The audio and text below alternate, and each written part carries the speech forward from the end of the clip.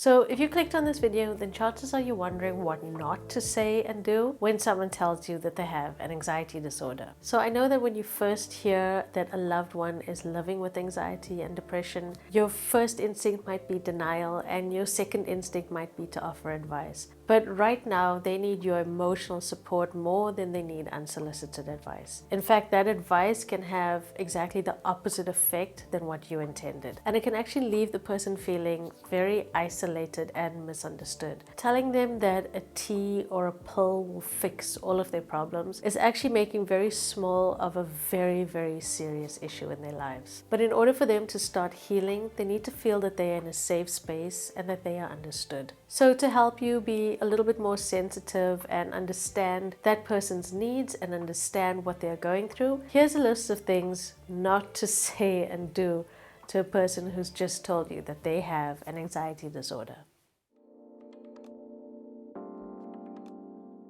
First things first, please don't tell them that it's just normal and that they should just breathe through it, because it's not that easy. Now, it's very easy to confuse stress and anxiety, but the main difference is that while stress can come and go in our lives, anxiety is persistent. It is always there. So for example, just before an exam or an interview, you might feel increased levels of stress in your body. You'll start sweating, your heart rate goes up, you feel nervous, maybe even nauseous. But at the end of the exam, and maybe a little bit afterwards, maybe an hour after that exam, that stress tends to subside. Someone with an anxiety disorder, however, experiences this on a daily basis, and that stress never ever goes away.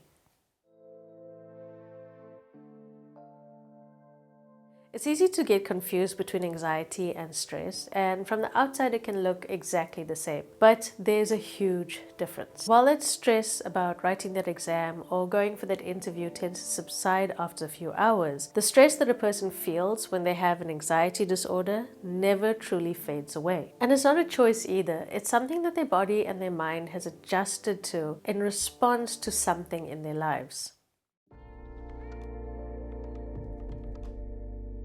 Don't ask them what they have to worry about, especially not children. To understand why this is so wrong, you need to understand that anxiety disorders are caused by many different things. So things like genetic disorders, personality traits, medication, even underlying health conditions can cause anxiety. So it's not a conscious thing, it's not a conscious worry that a person is going through. It's something that the body and mind is responding to. So when a person is suffering from anxiety, it's not a conscious choice. It's not something that they choose to worry about.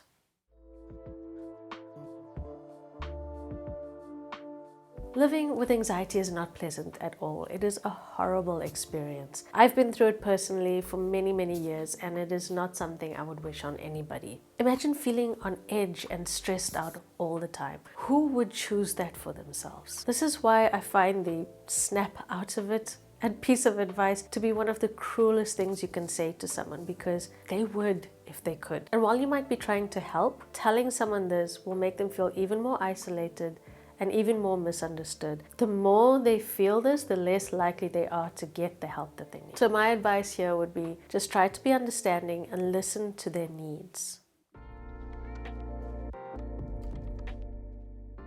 Anxiety disorders convince your body to release stress hormones all the time. And this leaves you feeling very fragile, very on edge, constantly. And this takes a massive toll on a person's body and mind and emotional state. And it's not easy to cope with. So don't tell them that they're just being hypersensitive.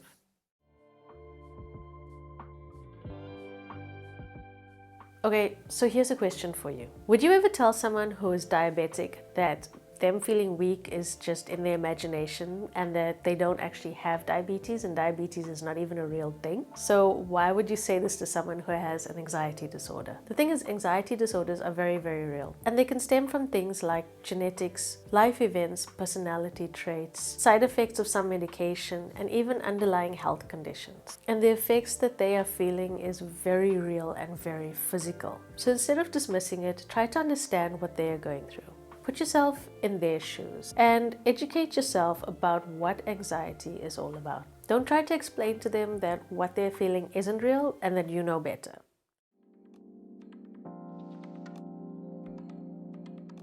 So I know you might be trying to help, but there's no such thing as a quick fix when it comes to anxiety. There's no tea or oil or ointment or meditation that is going to magically make anxiety disappear. Overcoming anxiety takes a long time, and it takes a lot of effort with the right strategies and medication to get right.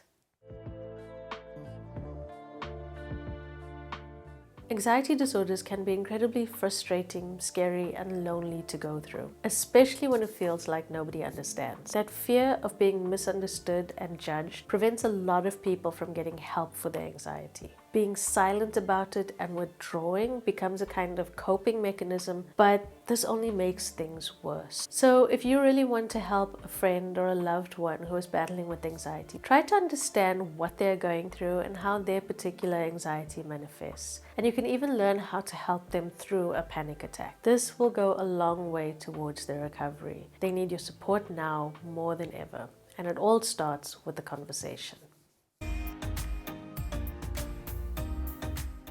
So you can find a link to this list as well as the resources that I used to answer all of these questions in the description box below. And if you enjoyed this video, please give it a thumbs up so that I can bring you more content just like this. If you're new here, hit that subscribe button and that bell icon because I'll be bringing you new videos every single week teaching you how to manage your anxiety and take better care of your mental health.